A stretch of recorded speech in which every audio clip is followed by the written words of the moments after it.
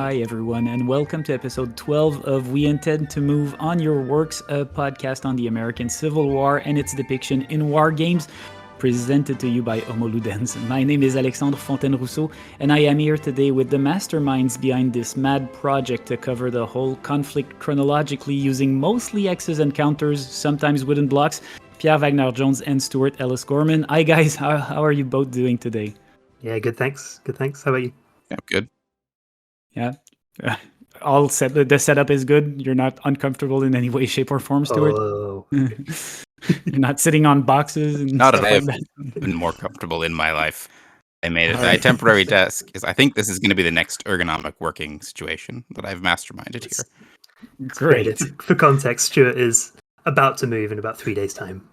Move house. So this is. I'm picturing him in a completely empty room with just cardboard boxes all around him. But he's soldiering on, which is what this is all about. And we're talking about a hot new game today designed by a legend of the wargaming hobby, Mr. Mark Herman, designer of such classics as Washington's War, Fire in the Lake, Empire of the Sun, Great Battles of History, and Pacific War. I mean, it's Mark Herman. You probably know who he is if you are listening to this. And Mark Herman is back with a neat little package published by GMT Games called Rebel Fury, which was released in 2024 and contains like a whopping 6 battles in one tiny little box. It promises to be a simple, accessible system that plays rather fast. I gotta say it, guys, just talking about it, I kind of want to pause this and order it from the GMT website. But I know you have some reservations about the system, and we'll get to these in a minute. But first, Stuart, we have a special request from our listeners. More of your awesome historical notes. So what battle are we looking at today, and what's it all about? So, for the purposes of the chronology of this podcast, the lore, if you will, we are playing, and we did actually play this. We played the Battle of Fredericksburg, which is the earliest chronological battle in the box. Following Antietam, which we covered in the previous episode, we had Antietam in September, and then in November, the 1862 midterm elections, which, spurred by the Union victory, delivered a strong victory for the Republicans. I mean, they lost seats, so you could try and make it seem like it was a negative, and some historians have, but really, midterm elections are usually bad for the sitting power, and they maintained a majority, which is a good result in a midterm. And so President Lincoln used this political capital in part to later issue the Emancipation Proclamation, but immediately of our concern this, he fired General McClellan as commander of the Army of the Potomac. He was reassigned basically to a desk job somewhere where he wouldn't have any actual power, wouldn't do anything. McClellan kind of disappears until 1864, which we'll probably cover when we get there. He had been dissatisfied with McClellan's performance as well as his attitude. This was his kind of opportunity to get rid of him, but that left open a question of who was going to replace McClellan. In the Army of the Potomac, you had kind of 3 rough factions among the senior generals. And that was, first of all, you had the disciples of McClellan, people like General Sedgwick, for example, who were very closely aligned with him, both politically and also with his style of generalship. And they were broadly against the firing of McClellan and would soon after form a movement to try and get McClellan reappointed as general. Then you had the people who hated McClellan and who had been trying to get him fired for ages and were very glad to see him gone. And then you had kind of a minority, smaller group who sort of sat in the middle and weren't really aligned with either one. So this kind of presented a bit of a problem because Lincoln, the people who most wanted the job would have been people who had helped get McClellan fired, but then they would be the most divisive pick. So ultimately, Lincoln settled on General Ambrose Burnside of truly phenomenal facial hair and also the general in charge of the 9th Corps of the Army. Burnside had the advantage that he was basically well-liked by everyone.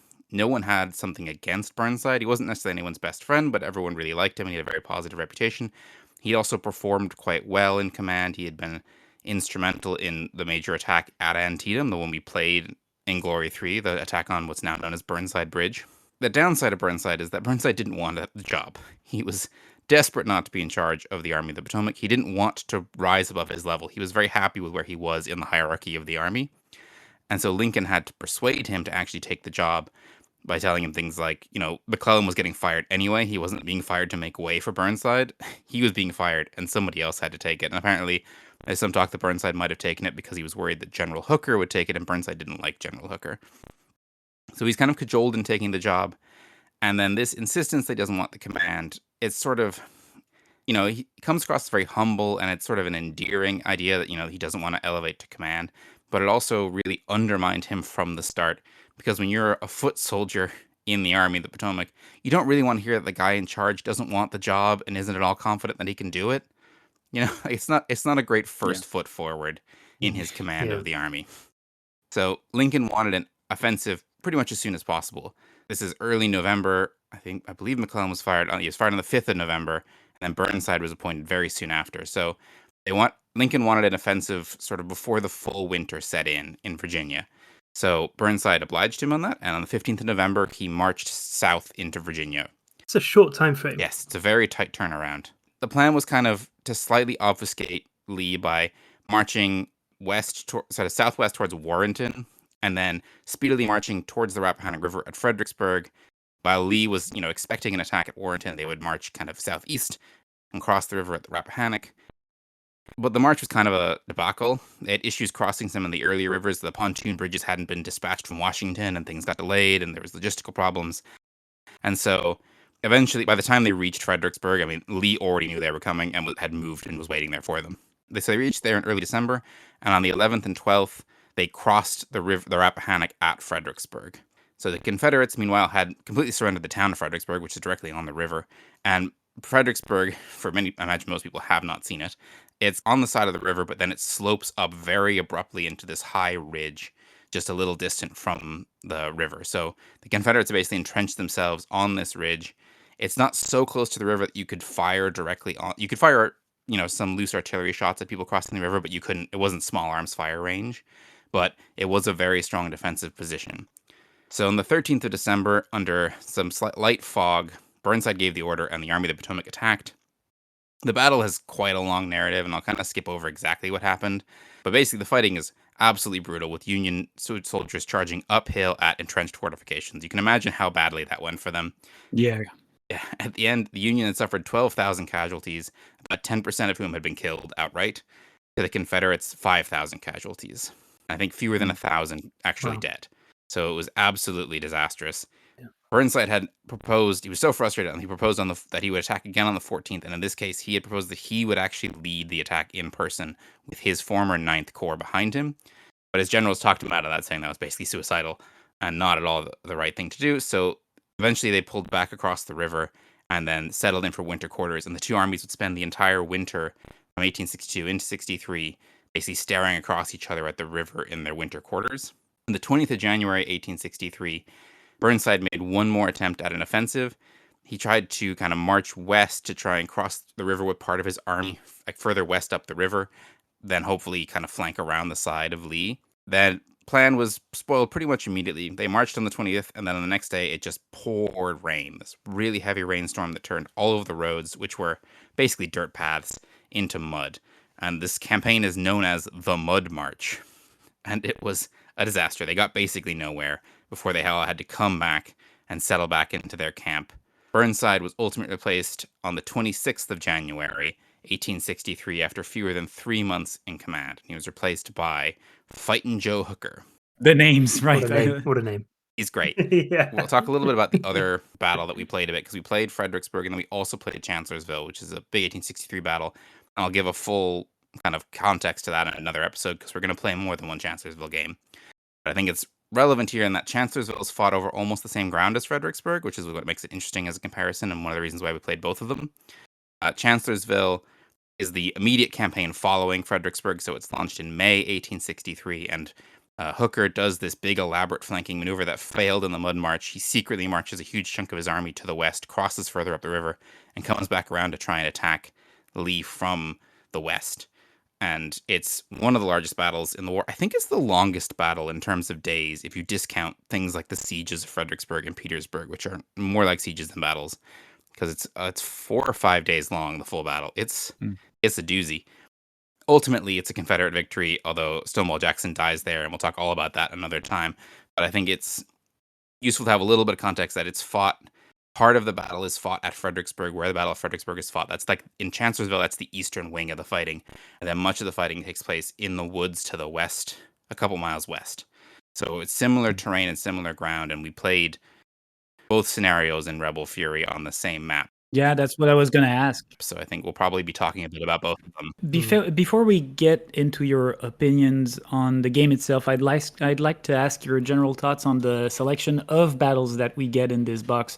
Do they seem interesting to you? Are there some that you're especially happy to see in there? Some that surprised you? I know that some of them are there for like logical reasons, such as like two battles being fought essentially on the same map. Like, how does the whole package seem to you? I would say so. I think they're all a bit that. There's 3 maps in the game, and I think they're all that case of we've got 2 battles per map, so that they work that way. Yeah. So we have Chancellorsville and Fredericksburg, and I think Chancellorsville, it's fair to say, is the main event on that map.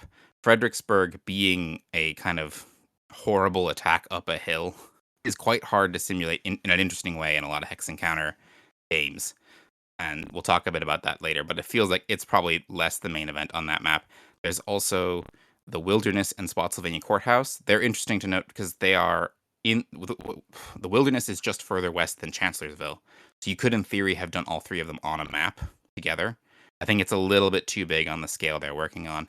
And Spotsylvania It would Courthouse, have been a bit tight, I Yeah. think. Yeah. Spotsylvania Courthouse is further south than that. So all 4 of those battles are in the same kind of rectangle of area in central Virginia, very near to where I grew up. Mm.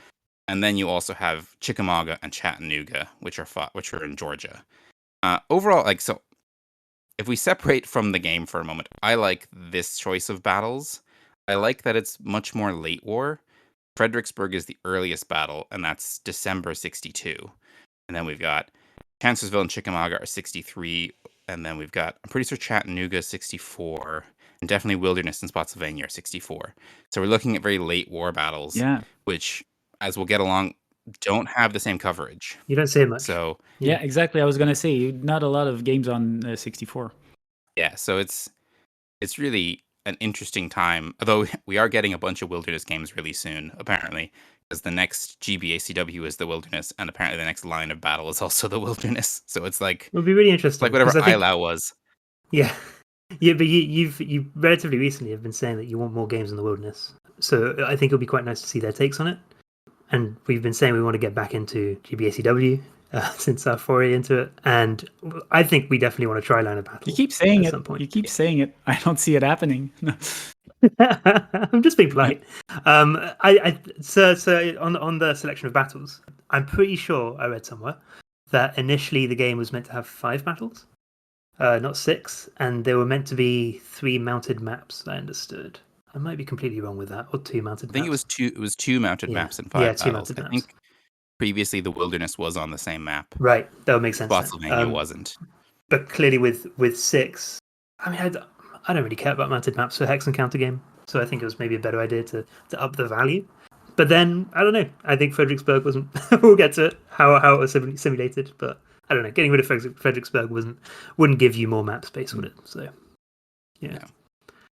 So back to the battle itself and your experiences in the game. If you boil it down to its bare-bone essentials, you do 2 things in a hex and counter war game. You move and you fight. And I know you have some doubts about the combat system, but you both seem to have enjoyed the movement in this game. What makes it sing, in your opinion? Well, playing the Fredericksburg scenario certainly doesn't make it sing at all. There isn't much movement in that scenario, but yes, you're right. The movement is so nice in this game. It's all about the movement in my eyes. That's what the game is highlighting. I think in practice, I think it stumbles a little bit on that. But the actual mechanics on paper of the movement are wonderful. It's sort of a back and forth. There's no formalized big turn structure. There's sort of the movement phase where you move one unit, the opponent moves another unit until someone passes, and then you roll a dice, and that's how many movements you have left. I think that's really nice. That's really on paper. interesting. That's really interesting. And it does feel like you're sort of playing an older game where it's just like, okay, I've done my thing, you go. They've done their thing, you go. And you're not sort of saying, okay, it's your turn to activate even this small section of units.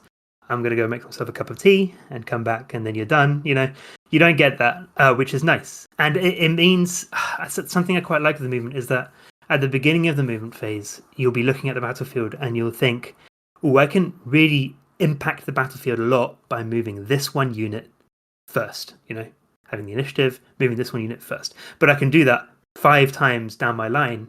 But as soon as I've done that with that unit, opponent can go straight away and mess up my other move with another unit, and that's really cool. I think you pin units in place that you're in sort of the zone of control of. There's two different versions. I'll explain that. There's two different versions. There's zone of control and zone of influence. If you're one hex away, if you're adjacent to a unit, you're in the zone of control. Things can't move. You're both locked there. If you're in a zone of influence, your movement value goes down to 1 if you enter someone's zone of influence, which is 2 hexes away. So pretty much everything has 4 movements, goes down to 1. So you can see someone's intentions with their movements by getting closer to your units, but you have time to react. Yeah, nice. it sounds like a very reactive system, and small. It's reactive. Yeah, small scale. I go, you go gets a bad rep, but I think it has its charms, and especially on such a small, rapid scale, it really sounds interesting. And people, it's a lot more dynamic than a traditional I go, you go. I think. I think it does get a bad rap, absolutely. And I really enjoy that whole phase of it. It's the bit where you're really focused on the whole battlefield, because you really do have. It's a bit gamey, but you do have this sort of idea of like, I need to move these before I need to move these. I don't really care about my northern flank. Like, I can wait until the opponent passes, and I need to then hopefully roll a decent amount of dice to move my northern flank up. But I really need to push in this area, and I think that really simulates your sort of general's thoughts of like, we're focusing in this side right now, and all the orders are going here. So that's where all the push is being done. What do you think, Stuart? It's really not like, oh, I'm going to start moving, and now I'm going to my opponent's going to wander off. Except when you pass. It does have that moment when you pass. Yeah. But it is like, it's much more like you have to remind the other person that you've moved, particularly on Vassal. It'll be like, well, because we'll be chatting, and then you'll be like, but it's your move now. And you'll be like, oh, God. And then you move somebody, and then you'll be chatting, and you'll be like, oh, you've moved. Oh, God. Yeah. So it's much more, it's very quick back and forth that might way. be better in person, I think actually. I think it definitely is better in person. Yeah, you wouldn't have that. One aspect that we didn't talk about that I think partly didn't shine in the scenarios we played is that you have a leader token who goes somewhere on the map who represents the kind of intent of the leader, and that you have to move within that leader's command range. And if you're out of the command range, you have to be moving steadily closer to the command range. So in theory, early on, you place someone to show your intention, and then that will impact how you can move and where you can move and things. I know I certainly found in the scenarios we played that didn't really come through. Partly because like the command ranges were huge, and like in Chancellorsville, I would just put Lee in like the middle of the battlefield, and he would just be and he's cover all of my units. Yeah, I don't know. I found as the Union, you do have a bit more of a decision there, but not much more.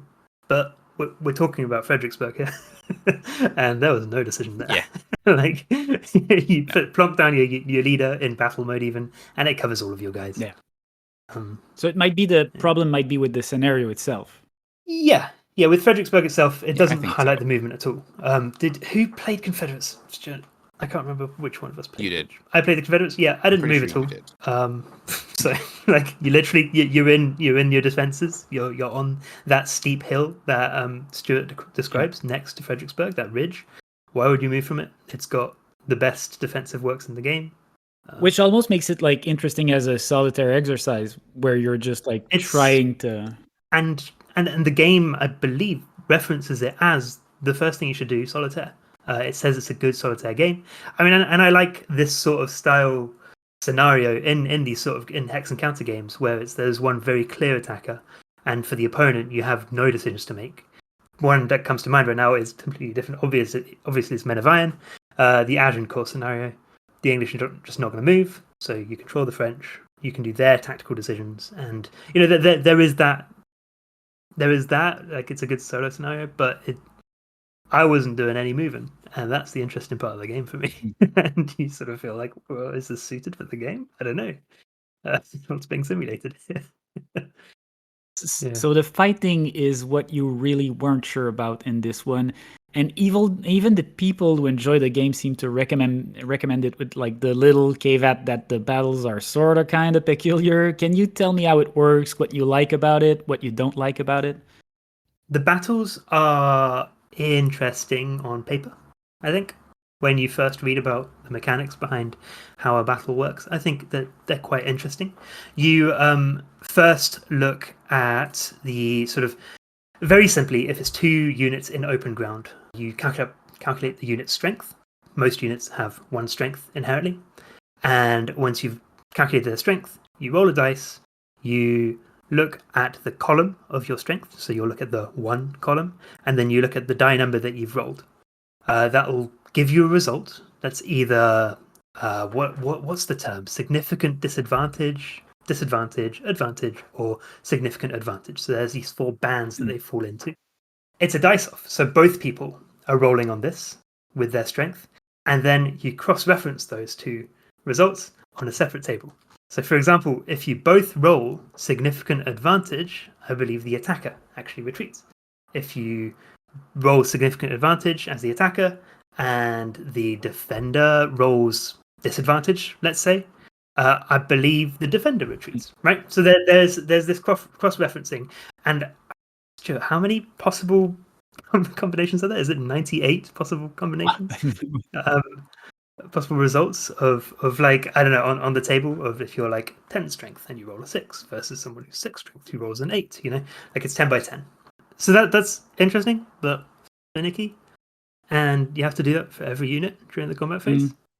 So it looks even more like, it looks heavier than even like the blind swords system, which has a lot of tables, but doesn't. It's a lot of tables, but it does the work for you, kind of, right? Because you're rolling the 2 dice, and then that's that, right? You're not calculating the DRM, rolling on a table, waiting for your opponent's result to have calculated that DRM, roll on a table, and then cross-referencing that table and looking on another table to see the result.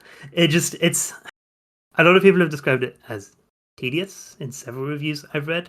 I just think it's tedious in that, not that it's simulating it badly. I think the simulation's probably fine. It just takes ages, and it's the uninteresting part of the game. The interesting part is the movement, and I want to get back to the movement. And I don't know. What do you think, Stuart? I definitely like it even less than you do. Yeah, I would describe it as tedious. It sounds like it takes forever to resolve, right? Because it's not like it's mega complicated, but each combat is going to take you a little bit to resolve, and you might be doing a lot of combats every turn. And I just didn't find them any fun. Like, it's just looking at tables and rolling the dice, and it's something. It really hits a bad spot in my brain because I'm bad at keeping all the numbers in my head together. I'm much better at like just adding up and minusing DRMs and ending with one number and then rolling a die and modifying it by that. Versus this, like, I have to remember the strength, then I roll the die. I have to remember the die roll I rolled and compare that on the table. And then I'm also trying to pay attention to what my opponent has rolled, just because like it's a game and that's how my brain is. I want to know how they did. So I have these like 4 numbers in my head, and then I have to cross-reference them and then cross-reference them again. And I'm always gonna have to like go back and recalculate my strength like once every 3 fights to be like, no, what was I? Was I 6 or 7? Oh god. And then it's just that little bit too tedious. And you say the movement is what's exciting, and I really just want the combats to go quickly and get me back into that movement. And I say I don't think it's like a bad simulation or anything. I don't love it, but I do also think that Mark has overstated how radical it is in a lot of places as well. I think it's fine, but I don't care for it. Yeah, I think on the radical side of things, I agree. It's just a bit of an overwrought system. I do think that it's very clear that Mark has spent a long time thinking about the CRT specifically. If you look at it, there's some relatively interesting things in there. Like, as soon as you have a 4 strength unit, right? So you have like the inherent 1 strength, potentially another one if you have a star. Maybe you'll get to 4 strength if you only have 1 strength, but you're in a defensive position. That will bump you up to 4. Once you get to 4 strength, you're much more likely to get an advantage roll, and it's impossible to get a significant disadvantage roll. Right? So you're in a lot better position if you can bump yourself up to 4. And the defender will almost always be at 4 if they're in a defensive position. So you do get that interesting side of things. I just think that in play, because it's a dice off, like that kind of gets rid of that wrinkle a little bit, because it's I don't know, it's a bit chaotic. I've seen online again that Marcus said that every single result on the CRT has disadvantage as a potential. Yeah, that's not revolutionary. Look at any game ever. Any attack can fail in any game. There's no overruns, which is quite cool. Overruns, just for context for people who aren't used to it, is when you have a unit that's usually like 4 times as strong as another unit. You can just overrun that. Yeah, and it streamlines and simplifies situations where you just look at it and you're just like, there's no way it's going to go another way. And I can see why he doesn't have that, and I think that's quite nice that he's really thought about that. Like, it's clear he's thought about that. That's an intentional decision, and I like it. I just think that in play, it's just fucking annoying. It just takes bloody ages, and the game is sold. Like, this is how it's sold as. It's as this light, breezy, quick playing game, and half of it is. And when you think about like the rules of like the combat rules, it's not hard to do. It's not hard to understand. It just takes bloody ages to actually carry out. And it ends up being like 60% of your playtime. Skipped a whole step. Yeah, we skipped a whole step. Go ahead, Stuart. We skipped. You also have to blind bid to whether or not you're yeah. using artillery in this combat. So you like in physical play, you would take an artillery token or a not using artillery token and put it in your hand, and then you both reveal simultaneously. See if you're using artillery in this combat or not, which gives a very significant modifier, +3 to the attacker, +4 to the defender. Getting up to that 4 threshold. So that's another step. Yeah. So that's another step you got to do at the start when you're calculating your strengths, and then you got to calculate your strength. If you're me, you calculate your strength. You decide to use artillery. You recalculate your strength. Then you roll the die. And if you're really unlucky, you recalculate your strength again. Yeah. Yeah.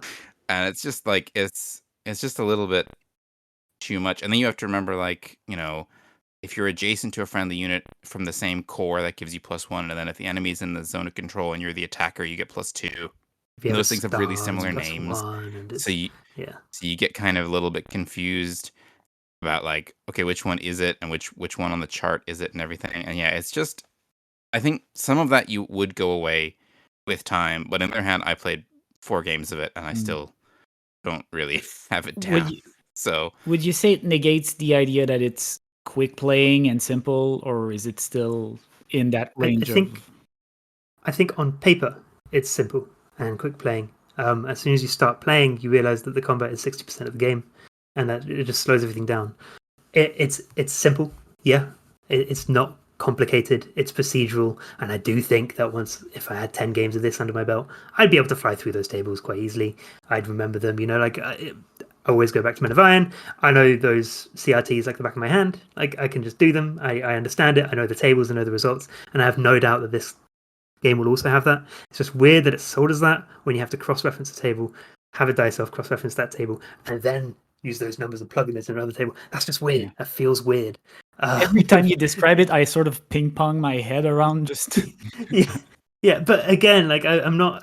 Like, us describing it, I do think that it's not that bad, is what I'm saying. It's not that bad. It just makes the game mostly that, rather than mostly the movement.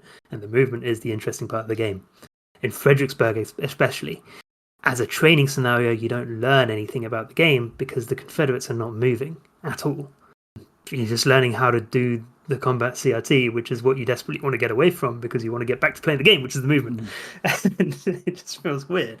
A lot of people have talked about the annoyance of attacking in the game and how it's hard to attack and how it should feel bad to attack. I agree. It should feel bad to attack. I don't think it's a bad thing that it's hard to attack and bad to attack. I think it's hard to find incentive to attack in the game, which I find is odd. But I quite enjoy that it feels like a relatively, like, those opponents are in a fortified area. It should be hard to attack them. Yeah. One thing we hear often, and you guys seem to echo that sentiment, is that the game feels somewhat abstract. Some have called it chess-like, which really isn't bad in and out of itself, but it's still something of an acquired taste that neither of you seem to possess. Well, I think calling it chess-like is a bit generous. I think that's sort of giving it this mystique and this implication that there are perfect opening moves, that there are these sort of like, it's this perfect game that you can learn and you can master. I think you can absolutely learn and master this game, but I wouldn't call it chess-like. I'd call it abstract. I think Stuart has has stronger views on this. Stuart. Yeah, Stuart, why don't you jump in whilst I formulate my views on these, because I have thoughts.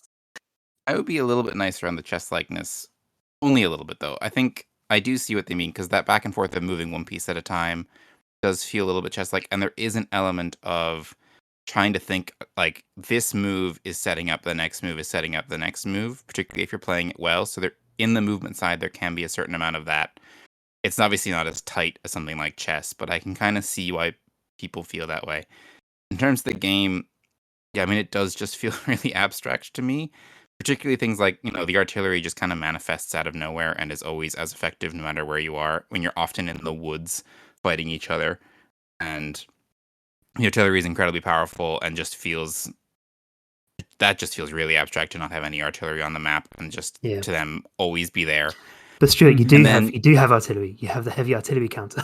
Oh yeah, the heavy artillery gun that's located not where it's located. That's actually a really abstract thing, because there's a heavy artillery piece that can place support basically on another unit near it, but the heavy artillery has been placed. So the heavy artillery guns historically in Fredericksburg and in Chancellorsville are on a rise opposite the river. So they're north of the Rappahannock, supporting the Union Army that's crossed the river. And in the game, they've been placed basically at the ford of the river. And I think it's meant to like that would be fine, and it represents like the area of support, sure. But if a Confederate unit walks to where it is, it disperses it, which doesn't make any sense because the guns aren't there. And that kind of really just feels very gamey. And a lot of it just is, and this is it's not necessarily criticism in the sense of like it's bad for this, but it does just feel a lot like you're playing a game. And things like, because that move and move is really fun, and sometimes at the end of a turn, you'll end up with lines that look like they're reasonable lines, but in the middle of the turn, your formation looks insane, because you've got you move like 3 divisions, and, or I can't remember what the scale is, like, not quite corps, and then you move like 3 of your units, and the other units haven't moved at all, and you can end up in these really weird positions, and because someone could pass and you can only get like 2 moves, you can end up. It's just, it can all look very odd and doesn't really necessarily follow logic, but sometimes it does, because it can produce a thing that looks very realistic, but it can also produce a jumbled, chaotic. But I think that can be an attempt to potentially simulate the sort of chaos of war and the chaos of orders being a bit mixed up. I mean, the Library of Napoleonic Battles does a similar sort of thing, where it really abstracts the command system, where you have to roll to actually see whether your units can move, and sometimes they just don't move, which can happen in this game, where maybe the opponent has passed, you didn't roll a good thing, so your guys can't move. It's not them not moving, it's them getting their orders jumbled, it's them not pushing when they were meant to. And I can see that. For me, the chess-likeness, the perfect sort of chess-like game that isn't chess, are Rachel Simmons' games, the block games. I love that because the combat is deterministic, but you have hidden units with the blocks. This doesn't have a deterministic combat, so I can't call it chess-like. I can call it abstract, but when you have a unit go against another unit, if it was chess-like, it would be from my pure, supreme tactical play that I beat you. But I might roll shit because it's just a dice off, it's just a dice off. I might just get blown, and that's it. And so that takes away that sort of abstraction, which is a plus, which is minus. Maybe Fredericksburg as a scenario sort of leans on that too, because there's not as much freedom, movement. There's not much movement. Yeah, maybe. We did find it in Chancellorsville, I found, but yeah. I also say it is a game that, I mean, like a lot of hex encounter games, you have kind of a perfect knowledge, but it really feels like it in this game because you're moving the pieces one at a time and locking off other people's pieces. It does feel like you are God looking down on the battlefield in a lot of ways, and I don't feel like I'm the general. I feel like I'm God. You feel like you're the spirit of the Union Army rather than like a commander, which is a bit odd. I mean, talk about abstraction. Yeah, go ahead, Stuart. Yeah, I was gonna say, as opposed to something like maybe Blind Swords, where when I pull the chit and some brigade doesn't activate, I feel like I'm the guy in charge, and my messenger has come back, and he's like, Burnsides hasn't moved forward, and I'm just like, you son of a bitch, Burnsides. I told you to fucking move forward. Get off your ass and march down that goddamn road. Absolutely. No, I think that's sort of the narrative that you build in your head, and I feel like it's harder to find that narrative. Some people absolutely will find that narrative, I think, and that's fine. I was going to ask if abstraction affects your feeling of historical immersion, and maybe we can open up that question a little. Do you think abstraction necessarily makes a historical board game less historical? I think what we found was that we don't feel like we're playing an American Civil War game because of the abstraction. I felt like I was playing a relatively fun game, but I don't know. It didn't feel like I was simulating American Civil War combat because of the abstraction. Yeah, the Civil War lift to me, and the thing that's bearing all that Civil War flavor weight for me is Charlie Kibler's art. That's what makes it Yeah. feel like an American Civil It's War a game. beautiful game. I don't think Yeah. abstraction. Yeah, it's really nice looking. We got to say the counter's great. I like the maps. It's Some all of my very pretty. favorite counters, I think, in wargaming at the moment. Like genuinely amazing. Yeah, really, really nice. I will say, like, so abstraction to me doesn't inherently have to make something feel less historical, but I do have different thoughts about like how we're abstracting. Like, this is a very abstract hex and counter game, which feels very different to me than say if we were playing like a card game about a major battle event or something that abstracts away like the geography. I think it just matters like what you're abstracting, and it's quite a complicated interplay about when abstraction sucks me out of something and when it doesn't, because you have to abstract, obviously. Like, there's no, if you tried to make something that doesn't have abstraction, you have made something that's unplayable. You know, Yeah. like Yeah. stuff has to Yeah, be absolutely. abstracted away. Mhm. And so it's just a matter of where those choices are. And I found that the choices made in Rebel Fury didn't really suck me into the game and make me think about history. It often made me think about I was playing a game. Like, so one of the worst results you get in combat is blown. A blown unit, you just remove the unit from the map and put them 2 turns later, and then they re-enter play, which is already a pretty abstract elimination system. If more than 2 units are blown in a single turn, then you start getting permanent casualties instead, which again feels really abstract. That like if 2 cores get blown, then the Simulating that next, and it's not morale. even the next core because your Mm. opponent picks them, so it's going to be your best core is eliminated because 2 shittier cores got blown, which again feels kind of weird. And then in the last 2 turns, Yeah. all units are eliminated. There's no, because there's no turn track, doesn't extend that far, so there's no way for them to re-enter. So they're automatically limited. And I know I've seen Mark say that last 2 turns is meant to represent the fact that at the end of the battle, everyone's worn out and they're more likely to be destroyed, which I think makes sense in Gettysburg. We should probably mention that this system was originally Gettysburg in C3I, because that's a 3-day battle, and at the end of the 3rd day, everyone's tired. But it's just true of all the battles in Rebel Fury. So Chancellorsville, which is like 8 turns long or something like that, at least maybe 10 turns. Hmm. That's true. The last 2 turns, everyone dies. And in Fredericksburg, which was like 3 turns long, Yeah. everyone dies in the last 2 turns. Everyone does. And Yeah. that's just really gamey, and that's fine. It's not like a flaw necessarily, but it is the kind of thing where I feel like I'm thinking about playing the game and how like I actually we used up all our artillery early in the game, particularly in Chancellorsville, which is so long. And at the end of the game, I was like, oh, I wish I had artillery still, but just because in these last 2 turns I could be eliminating units, which are victory points. Yeah. But just because it's the last 2 turns. Yeah, There's it's nothing kind that of says feels like, arbitrary. there wasn't. Yeah. Yeah, there wasn't like a line drawn in the sand that's like the battle has to end on this day historically. But it just feels like a game, and that's, again, it can be fine. People can like that, but for me, it's just like I just am hyper aware that I'm playing a game. On the point of artillery, I think it's good to hook this back into Gettysburg. Maybe every scenario, I believe, has the same artillery level for both sides, which feels pretty abstracted. If I'm looking at Rebel Fury in a vacuum, I'm looking at that and thinking this is like the concentration power of the artillery, right? But it's regularly referred to as ammunition, I think, and that's a little odd. Stuart can maybe talk about the historicity of that. But I know that in the original Gettysburg, it was referred to as ammunition. And in the original Gettysburg, it was like it was different for both sides. That number was different for both sides. So that calculation of should I use my artillery was interesting. You know, the Union has a lot more artillery than the Confederates. So there is that sort of asymmetric side of it and bluff play of it. Whereas I don't know, in Rebel Fury, it felt a lot more. You're going to run out of artillery at some point. It's going to be relatively regular for both sides because of just the nature of the game. And once you're out, you're out. So I don't know. It felt a bit weird. Yeah, that's actually a case where I think more abstraction would have almost been better, Yeah. because the number is, Mark mentions at one point, I think it's in the design notes, that like the number is his calculation of how much ammunition an army could carry with it, which is about 3 days supply of ammunition. And so that's kind of like trying to model something specific.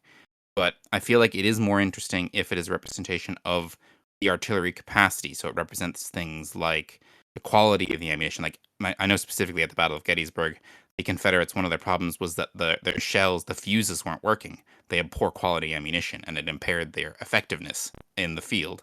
And then you've also got things like the command and how they're organized. So at certain battles, the structure of the artillery corps is better for one side than the other, and they performed better because of how they were organized. And Like, so Chancellorsville, the Union was a real mess, and they had issues where they had guns that had full amounts of ammunition sitting in reserve because there actually wasn't anyone in charge of making sure that the guns at the front lines still had their ammunition Yeah. and stuff like that. Like, there's a breakdown in the command that was structural. So I feel like if they tried to embody that more, it would be more interesting. And then the 3-day thing kind of, again, just feels really tied to Gettysburg, which is a 3-day battle where famously both sides began to run out of ammunition at the end of it. Confederacy completely ran out of long-range ammunition and only had canister at the end of the battle, and the Union was running very low. But it's not as applicable in battles that are shorter than that. And also, it's Mhm. not applicable if they have an open supply line. Like somewhere like Chancellorsville, they can just get more ammo on like day 2.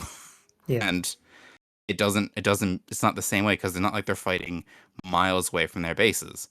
They're, so This feels odd. I think Feels odd. I think that would just be more interesting if it was more abstract, if it was representing a more nebulous artillery capacity of the armies and quality, and less this idea that this number represents how much ammunition you could physically carry in your carts for 3 days.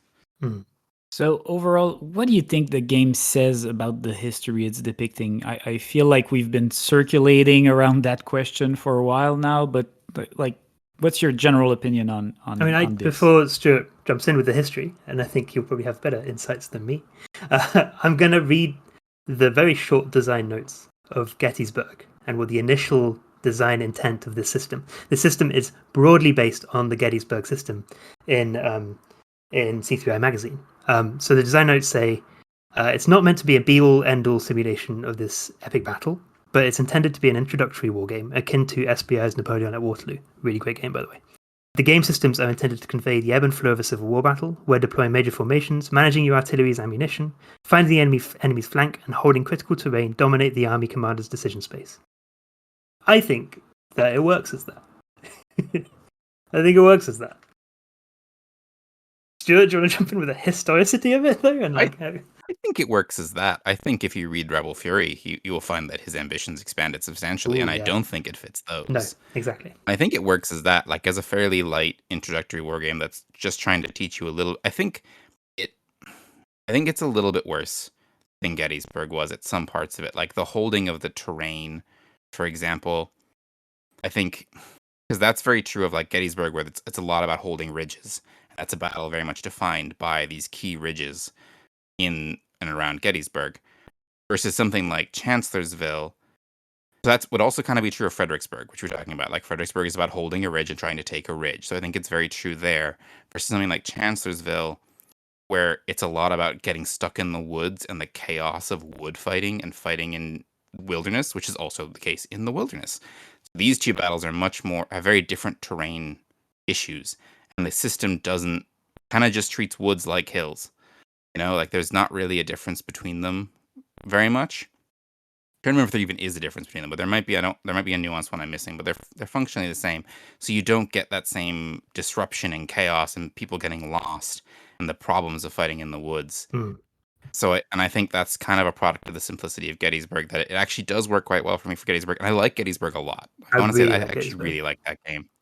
It's a very good, very great introductory light hex encounter game. And can I say that there's a really good, if you can't get hold of the magazine, there's a really good implementation on Steam called RBM Studios Gettysburg. Really, really fast playing, rules enforced, great tutorial in it. Like I've introduced it to a few friends, and it works really well. I mean, one thing I think we have to consider as well is the troop quality rating, which is that some units have stars that make them better than others, like twice to 3 times as good, because it adds a combat value to your unit. So instead of being strength 1 base, you're 2 base or 3 base in a few cases. And you could really dig into the distribution of those and look at battles like Chancellorsville, where the Confederacy just has ways more. And then similarly, generals get battle ratings, which wasn't in Gettysburg, but was in Waterloo, the second game, where there's a battle mode. And in this case, the generals, like Stonewall Jackson is 3 times as effective in combat as General Hooker. And stuff like that, where it begins to be a bit more like, I think it just represents a very slightly old-fashioned pop history understanding of the American Civil War and the performance of the generals. It's not, I wouldn't say it's like, celebrating Stonewall Jackson as an amazing general. I think it actually kind of doesn't do that in Chancellorsville in particular, and we'll talk about Chancellorsville more later, but Jackson does this big fancy flank attack in that, and I don't actually know if you can do that in Rebel Fury. Like, because there's no fog of war or anyway, and people will just see you trying to do that from a mile away. Yeah. So it doesn't feel like it, gets absorbed in this, fancy, flashy attack that he eventually dies in. A way, a game that I think would be about Lost Cause versions of that battle would get really obsessed with, would have, Chrome and special rules to make sure that he always does this amazing flank attack. But I do think, I don't like the way the generals are rated and the way that like it kind of reflected, at least in the games we played, Fredericksburg and Chancellorsville, a superior confederacy against a like worse union. Yeah, I mean the Confederates have 2 times the amount of stars than the Union, and that just feels a little odd. We talked about this in Manassas, for example. In Fredericksburg, I think pretty much every Confederate unit, I think, most of them have stars on the ridge. They have the ridge. That's where they're better units. They have the ridge. They have the intrinsic sort of combat value from being on the ridge and being superior fighters there. Your guys are being charged by guys in open ground attacking you on a ridge in a defensive position. You don't need to double their combat strength with a star. You're still going to get demolished, But they're just super good at doing that. I don't know, though. it just feels odd. And it feels odd to hammer home that detail when you're abstracting so much more. But overall, the game doesn't sound like it's on rail. That flanking comment you made, Stuart, gives me the impression that the game is very like free-flowing in a way. It's very open. Yeah, I would say it's not on rails at all. Yeah. It's very much open. Outside of the Fredericksburg scenario, that is rails. Yeah. But outside of that. Fredericksburg is quite on rails because you do have to take the hills to win. Yeah. It's got a very simple victory condition that you have to take the hills at Mary's Heights to win as the Union. So it really, locks you in. Versus a lot of the other ones, the victory conditions are quite open and sometimes a little weird. And I would say you don't need to follow the history of it all, and you probably won't find that you are unless you're trying to. If you're trying to play the historical strategy of one of the generals, I wouldn't be surprised if the game then is okay at producing it. But if you just go in trying to play the game, I don't think you'll very often find yourself mirroring historical movements. Stuart, I know you've played the Wilderness Scenario Solitaire. How do you think Rebel Fury fares as a solo experience? I don't like it, but it's very much down to what I like in solitaire games and the kind of things that trip me up. Because the only piece of like slightly hidden information is just that blind bid for artillery, and you can choose to just decide when to use artillery or not. And also, I know certainly for Gettysburg, and it would be as applicable in Rebel Fury, there's a lot of people in like BGG and places who have come up with very simple solo systems for determining when artillery is used, like a simple die roll system that decides if the other side uses their artillery or not. Like, so there's a lot of really simple options to smooth that out. And then beyond that, it's it's an open hex encounter game, so you can just move the pieces and there's no hidden information or anything. The thing that I find difficult for me is that movement system where we're moving one piece at a time and we're constantly reacting to our movements. I get stuck in my own head. And I begin thinking, well, if I move this piece, then I move that piece, then I move this piece, then I move that piece. And then I kind of I just lose track of myself. And so I much prefer something like, a chit pull where it's just like activate this unit, or something like Men of Iron where I don't know how many activations I'm going to get in a turn. So I activate like one unit, and then there's a kind of a randomness to how many more I'm going to activate for soloing. Versus, or even just like I'm activating a bunch of units and they're all going to make an attack. Versus this, because it's such a quick back and forth, I just find it quite difficult to get into it because I kind of spend more time thinking about my moves than making them when I'm playing solo. Yeah, and also you're constantly switching sides. Yeah, that's a mental exercise in itself. Yeah, that smoothness is really nice against another person, but when I'm playing on my own, I find it very tricky to play. But I don't think that's true for everyone. I think a lot of people will have a good time playing it solo. There's nothing inherently bad about it as a solo game. It's just very much not the kind of solo experience I want. I can really see people enjoying this solo personally. I see exactly what Stuart's saying, but I think whilst we've been saying the battle slows it down, it's still a pretty quick playing game. Overall it plays relatively quickly. So I think as a solo experience, that's kind of what you want, and it's nice, and you can do it if you like the game more than clearly we have. But I don't see it. Setup. It's quick setup. It's not low counter density. You just drop the map on, set things up very quickly. So Very I little don't think stacking. it Yeah, doesn't which have is that kind fun. of barriers that sometimes can stop you. It's very easy, I think, to set up and play in an evening and stuff like that. So it has that advantage as well for people. It's still playable in an evening, even though the combat system is a bit heavy. Again, the Yeah. combat system's not heavy. It just takes a little time. Well, And yeah, you can long, get through not it. heavy, Yeah. but For long. what it's trying to do, it's a bit too tedious to get through. But it's still pretty quick, right?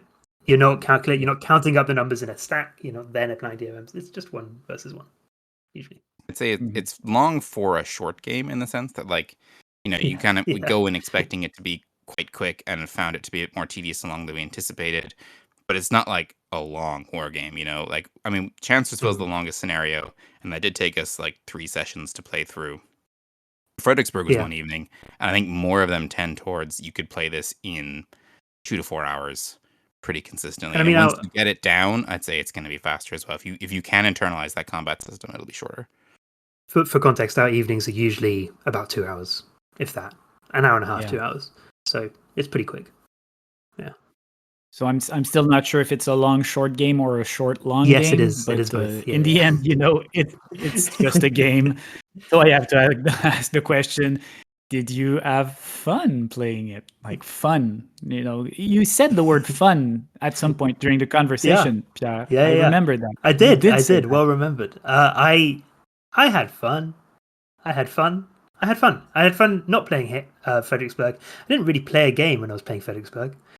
Didn't make any decisions. But then it's more of a solo scenario. I had fun when we'll get to Chancellorsville and the history of Chancellorsville in another game. But I had fun playing the Chancellorsville scenario. I genuinely had fun. That was interesting. I was playing the Union in that. I had 2 flanks to care about. I had to choose which ones to move forwards more. I had to see if I could act more sort of aggressive on the Fredericksburg side, which would encourage him to not pull troops away from it to reinforce his Chancellorsville side in the forest.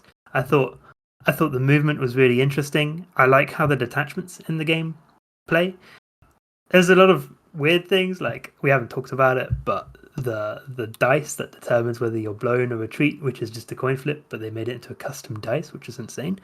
That's a bit weird, but adds a bit of chaos, which is fun, and I like chaos in my game. I could build a bit of a narrative, which was cool. I think at the end I was happy to call it about a turn before we did. But I did have fun, especially with the maneuver. I didn't have fun. Oh, yeah. I liked it less every time I played it. Tell us how you really feel. That's it. I liked it less every time I played it. Yeah. In the end, I really did not enjoy it. It's not for me. Yeah. I'm not going to reach for it again, but I can absolutely see why some people really like it. I really genuinely can. I saw glimmers of that. I think it's just not, like Stuart says, it's just not really for me. I did have fun, but then I have fun with a lot of games. Yeah, we like games. We like games. Like games. Controversial opinion. We do like games, but it's fine. I can see why people love it. I did like It's it fine. more than Into the Woods. So if we have like a ranking in there somewhere. Wow, that's a low bar to clear in your heart. It's not the worst text encounter game we've played for this series. It's no Manassas though. And I think part of my frustration, and I don't want to get us lost in this, but I do feel like some of the discussion around it really just overstates how deep and transformative it is as a game. It's fine. It's a fine game. Yeah. But it's not like revolutionary. And that's fine. Yeah, I feel like we've been really harsh this episode. It's not a bad game. It's fine. It's genuinely a fine game. I prefer Gettysburg in the system. I'd say just get Gettysburg. That said, this game is super cheap for what it is. 6 battles. There's so much, like, I'm still on the fence, and that package is still super attractive. That package is incredibly attractive. Like, you've been harsh on that game, and I still look at it and I'm just like, I mean, how looks good. How much could you get it for? I don't know, like $40, $50, less than that. I don't know. If you get it for that, play every scenario a couple of times, sell it for $30. Like you just cost $20 to get that fun experience that you've had. And you can decide whether you like it or not. I really think that genuinely should, like, color your decision. Whereas in other war games, they tend to be super expensive. I mean, like, I don't want to keep going back to bloody Men of Iron, but that's $100 for the tri-pack. It's or It's a lot. Or like MMP games. MMP games, yeah. Like, I know it does. Like, I feel like that package does a lot for accessibility in war games. Like, Absolutely. you look at it and you're just like, absolutely. And I'm getting enough because for my money. I think I'm very, especially living in the UK. Games are even more expensive than they are in America. They're probably 50% more expensive over here than they are in America. So that really is a huge decision in whether I would get a game or not. I mean, so much so that I've vowed to not buy a new game. I can trade games and stuff, but not buy a new game in 2024. And so far, it's going okay. Okay, define okay. Four role-playing games. And maybe some board games. maybe some magazines, but that's fine. But it's like that has a huge decision in my how I can interact with the hobby. And if it's taking that barrier away from it, why not just get it, see if you like it, and sell it on if you don't? And you're not going to be losing $50 from it. You know, you're not going to lose £50 in selling a used game. You're going to lose a tenner, if that. You know. And is it lost? Mild counterpoint: if you buy the C3I with Gettysburg, if you can still find it, it also comes with a jeu de gloire scenario. So yeah, which is a better system. Yeah, which I prefer as a system. Yeah. It's pretty tempting. Yeah, the C3I does have. Yeah, it's number 32, I think. Yeah, has jeu de gloire and Gettysburg, really sort of all-time greats in there. I think. Do go for it if you can. But then jeu de gloire, easy to get from Ve Victus. €15 ships anywhere for free when it comes out. It's super cheap. But then you buy an issue of C3I and you get a bunch of articles, and it's cool. It's like wargaming magazines. They're cool. They're really cool. Come on, they're really cool. They're awesome. All right, what are we doing next? Next time we're playing Army of the Heartland by John Prados. This is from Clash of Arms games. It'll be the first of their games that we played, so that should be interesting. They're an interesting publisher. I'm sure we'll talk about that when we get there. Quite complicated looking operational game of the Western theater. So that should be interesting.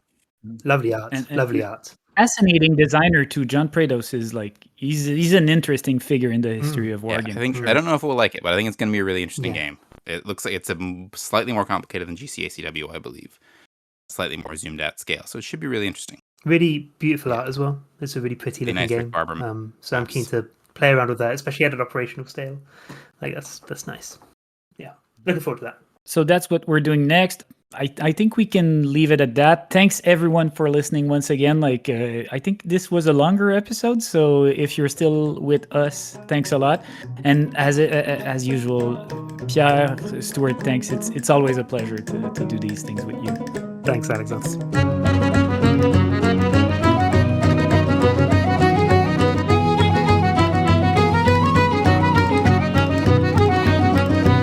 Well, I am a modern hero, my name is Paddy Carney. Not long ago I landed from the bogs of sweet Killarney. I used to cry out so fat because that was my trade, sir, till I listed for a soldier boy with Corcoran's brigade, sir, for to fight for Uncle Sam. He'll lead us on to glory, ho, he'll lead us on to glory, ho, to save the stripes and stars. For once in our regimentals, me mind indeed bewilder. I bid goodbye to Biddy dear and all the darling childer. Was I the Irish volunteers, the devil I one afraid is, because we've got the soldier boy of McClellan for to lead us, for to fight for Uncle Sam. He'll lead us on to glory, ho, he'll lead us on to glory, ho, to save the stripes and stars. We soon got into battle, we made a charge of bayonets. The rebel blackguards soon gave way, they fell as thick as peanuts. On the slaughter that we made, with it was delighting. For the Irish lads in action are the devil's boys for fighting. They'll fight for Uncle Sam. He'll lead us on to glory, ho, he'll lead us on to glory, ho, to save the stripes and stars.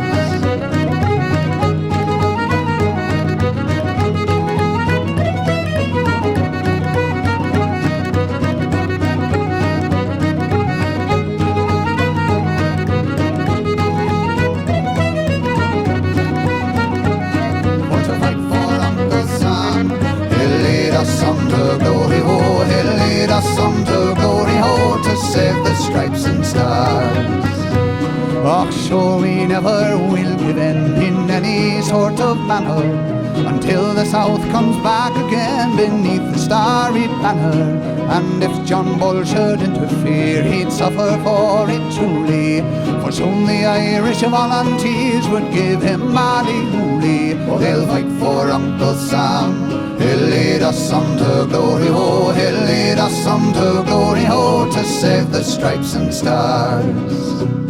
And now before I end my song, this free advice I'll tender: we soon will use the rebels up and make them all surrender. And once again the stars and stripes will to the breeze be swelling, if Uncle Abe will give us back our darling boy McClellan. We'll follow little Ma, he'll lead us on to glory, ho, he'll lead us on to glory, ho, to save the stripes and stars. He'll lead us on to glory, ho, he'll lead us on to glory, ho, to save the stripes and